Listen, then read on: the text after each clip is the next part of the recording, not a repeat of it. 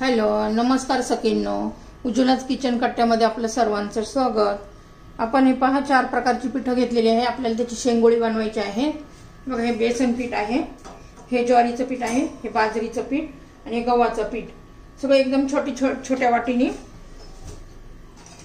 ह्या वाटीच्या साहाय्याने मी सगळं एक वाटी घेतलेलं आहे पीठ. आता हे पीठ आपण सगळं मिक्स करूया. पहिलं वाटण करून घेऊया. याच्यात पहिली कोथिंबीर घालून घेऊ. 10-12 लसणाच्या पाकळ्या घालून घेऊया. याच्यात 1 चमचा जिरं घालूया. लाल तिखट घालायचे, धना पावडर घालायची आहे आणि मिक्सर मध्ये आपण चांगलं बारीक करून घेऊया याची पेस्ट पाणी घालून. हे पहा, याच्यात आपण आता थोडा ओवा घालून घेऊया पिठामध्ये. असं चोळून घ्यायचंय. चवीनुसार मीठ घालून घेऊया.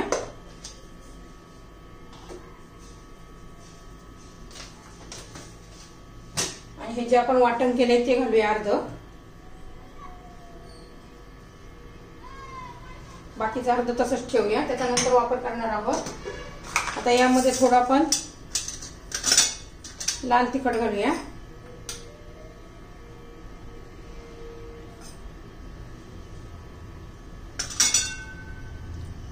हळद घालू, जिरा पावडर घालू. आता सर्व व्यवस्थित एकत्र करूया. छान असं मळून घ्यायचं एकजीव करून. घट्ट गोळा करायचा आहे आपल्याला.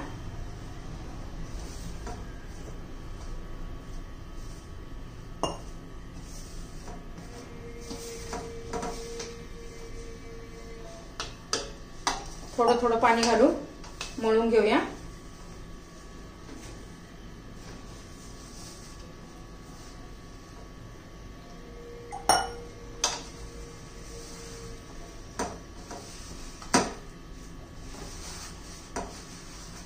खूप चवदार लागतात ही शेंगोळी. ही एकदम जुनी रेसिपी आहे. माझ्या आजी पणजी खूप करायच्या.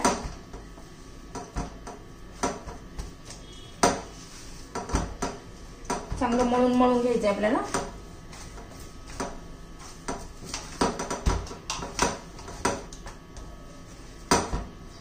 हे पहा, आता तेल लावून आपण पुन्हा मळून घेऊ.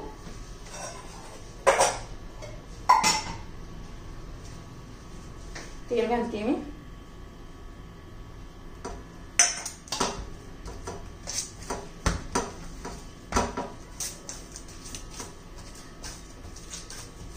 एकदम मऊसूत असं मळून घ्यायचं आहे आपल्याला.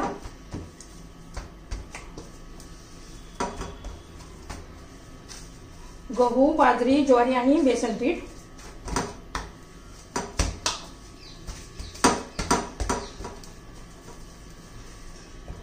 हे पण मळून झालेलं आहे. हे पाप मी कढई गरम करण्यासाठी ठेवली होती, त्यात तेल घातलेलं आहे. आता त्यात आपण जे बाकीचं वाटण करून घेतलं तर ते घालूया. थोडी मोहरी घालू, जिरं घालू. छान असं तडतडून द्यायचंय आपल्याला.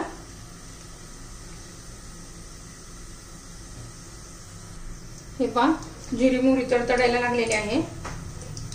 त्याच्यात आपण पांढरे तीळ पण घालूया 1 चमचा.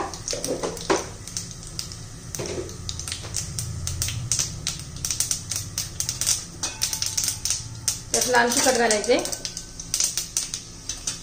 तुमच्या चवीनुसार, तुम्हाला कमी जास्त तिखट कसं.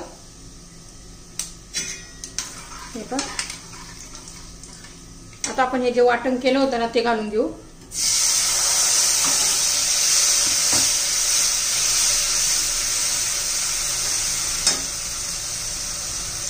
त्यात पाणी घालून घेऊया.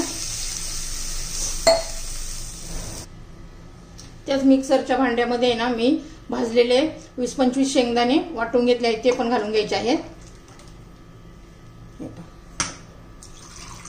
शेंगोळे शिजण्यासाठी जरा जास्त पाणी लागतं, त्यासाठी मी बघा 2-2.5 ग्लास पाणी घातलेलं आहे. आता त्याला उकळी येऊ देऊ, तोपर्यंत आपण शेंगोळी बनवून घेऊया. याला छान अशी उकळी येऊ द्यायची आहे. मीठ घालायचं राहील आपलं, मीठ घालायचं चवीनुसार.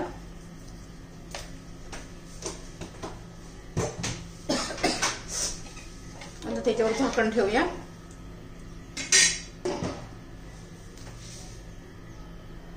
हे पहा, तेल लावून आपण आता पुन्हा एकदा पीठ मळून घेऊया. 7-8 मिनिटं झालेली आहेत आपण पीठ भिजवून दिलंय तसं.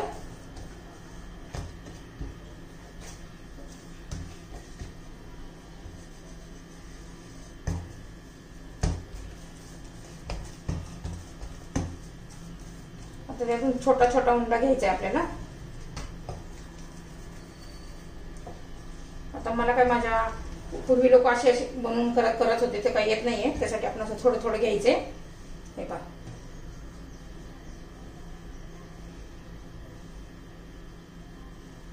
एकदम पातळ पातळ करायचे असे. हे बघा, असे जोडून घ्यायचे. पुन्हा थोडं घ्यायचे, पुन्हा असंच बनवून घ्यायचे. गोल गोल जिलेबी सारखी वेटोळी बनवायची आहेत आपल्याला सर्व पिठाचे. पुन्हा हे जोडू घ्यायचे आपल्याला. पुन्हा थोडं घ्यायचंय. चवीला खूप टेस्टी लागतात. तुम्हाला जर ही रेसिपी आवडली तर लाईक, शेअर आणि सबस्क्राईब नक्की करा, म्हणजे माझे रोजचे व्हिडिओ तुम्हाला पाहायला मिळतील. हे पहा, हे असे बनवून घ्यायचेत आपल्याला. आता सर्व मी अशीच बनवून घेते. हे पहा, पुन्हा एखादं जोडून दाखवते तुम्हाला. याचं आहे ना, हे टोक आहे ना, याला इथं जोडायचं. असं गोल गोल फिरवायचंय, असं जोडायचंय. पुन्हा असं गोल गोल फिरवायचंय. हे पहा, पुन्हा याला जोडायचंय आणि शेवटचं टोक पण त्याला इथं चिटकून टाकायचंय, म्हणजे ते वेडे उलगडती नाहीये. आता हे पहा, हे आपले एवढे सारे झालेले आहेत. आता पाण्याला उकळी आली का पाहूया. झाकण काढून बघूया. बघा किती छान अशी उकळी आली आहे, खळखळा. हे पहा, चांगली उकळी येऊ द्यायची आहे.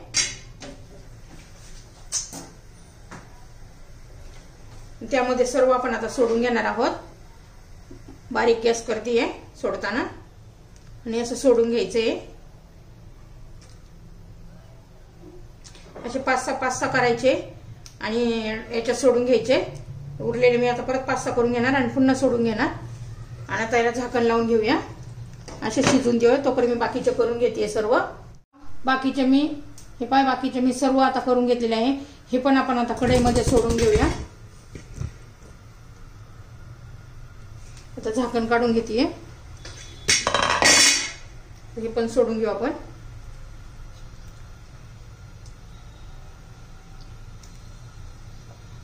हुलग्याचे पिठाचे असल्यानंतर जास्त वेळ लागतो शिजण्यासाठी. याला नाही जास्त वेळ लागत, अर्धा तास सर्व होऊन जाते. हे पहा, पुन्हा झाकण ठेवून देऊया. हे पहा, मी हे थोडंसं पीठ ठेवलेलं आहे. त्यात काय करायचं, आता पाणी घालायचं आपल्याला, गरम कोमट पाणी. याने काय होतं, जरा दाटसरपणा येतो आपल्या भाजीला. भाकरी बरोबर, चपाती बरोबर खाऊ शकतो, म्हणून त्याला जरा थोडा रस्सा पाहिजे असतो. तर व्यवस्थित मी मिक्स करून घेते.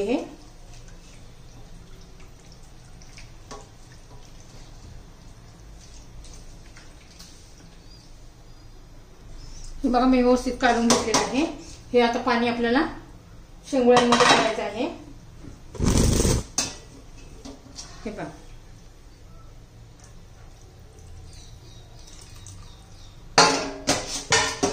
तर एवढ्यामध्ये शिजलं असतं, पण आपल्याला रस्सा करायचा आहे, त्यासाठी थोडं. आणि मी हे कोमट पाणी घालतीये. हे पहा, आता पहिले 10-1 मिनिटं झालेली आहे. अजून 15-20 मिनिटं ठेवूया, म्हणजे मग आपली रेसिपी तयार होईल. हे पहा आपली शेंगोळीची रेसिपी तयार झालेली आहे।